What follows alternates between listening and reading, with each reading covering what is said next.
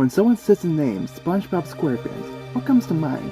Nautical hijinks of a square yellow fry cook with a heart of gold, most likely.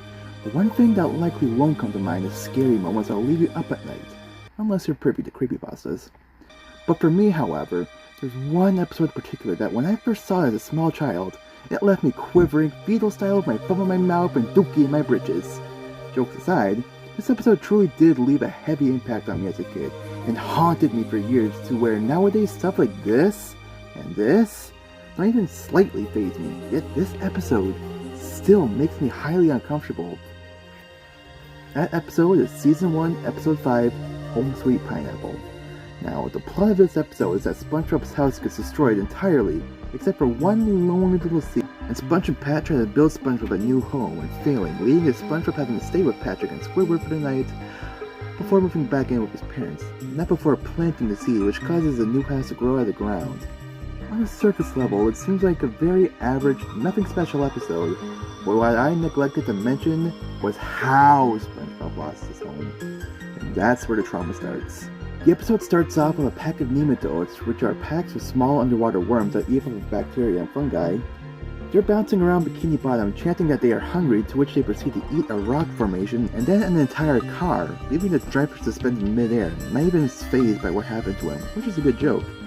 But then they get thirsty, and coincidentally, they are now on Conch Street where SpongeBob resides, and stick straws into his house, and then... Hooray, Gary! We're finally huge!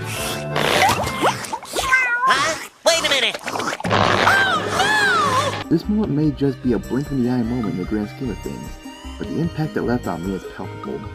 There was just his house shrinking, and not all the stuff in it, then maybe it wouldn't have spooked me so much, but the fact that all of SpongeBob's possessions, along with his house, are shrinking and disappearing into thin air, and him being completely helpless and unable to stop it, is terrifying. SpongeBob tries to call Squidward for help, but his phone shrinks in his hand, and then there's one last scene of nematodes outside drinking his house. It gets smaller and smaller until it wraps around SpongeBob and Gary, and then it's gone. The nematodes leave, and SpongeBob is left sitting there where his house used to be with Gary.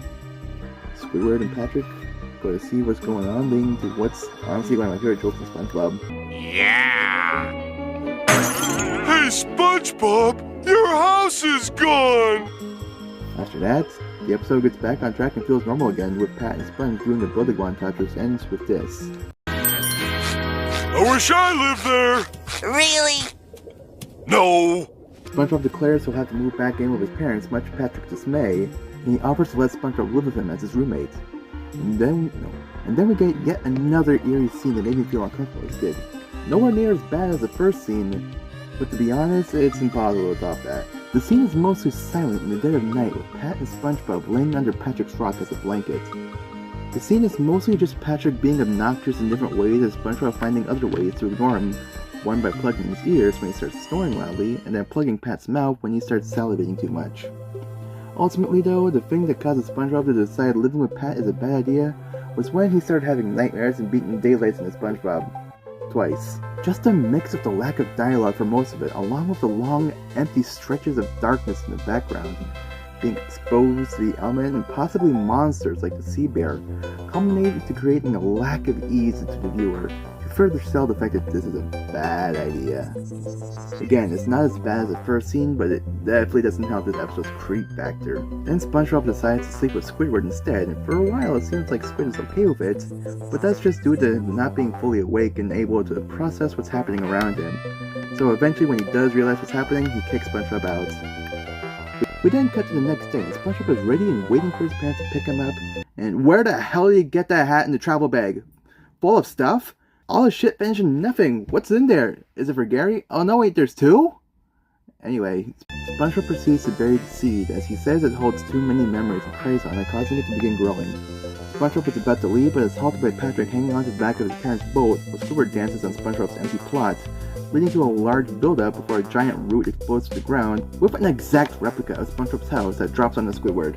SpongeBob, his parents, and Patrick are elated and run into the house, where they see Squidward buried on the floor. SpongeBob walks up to him and says they'll be neighbors forever. Then we get to a zoom in on Squidward where he muffles "Forever?" And the episode ends. This episode may not seem all too special to other people, but it's highly memorable for me for these 2 moments alone. Hell, for all I know, I may be the only person to get scared by this scene. But the fact of the matter is, it stuck with me for the longest time, where most horror stuff I just kind of find boring nowadays, which just goes to show that unintentional scary things are far scarier than most things that are made intentionally scary. Either that or don't have any scare-proof lenses that make things not scary due to having a monster I find attractive in it, like everything else. What y'all think of this video? I might end up doing more episode reviews on SpongeBob since there's quite a few episodes that have stuck with me growing up. I would like to talk about such my personal favorite episode, also from Season 1. Don't forget to like and subscribe if you enjoyed. Check out my Patreon for early access to videos. Check out my socials, all linked in the description below. I'll see y'all in the future. Sometime. Probably. Maybe. Don't count on it.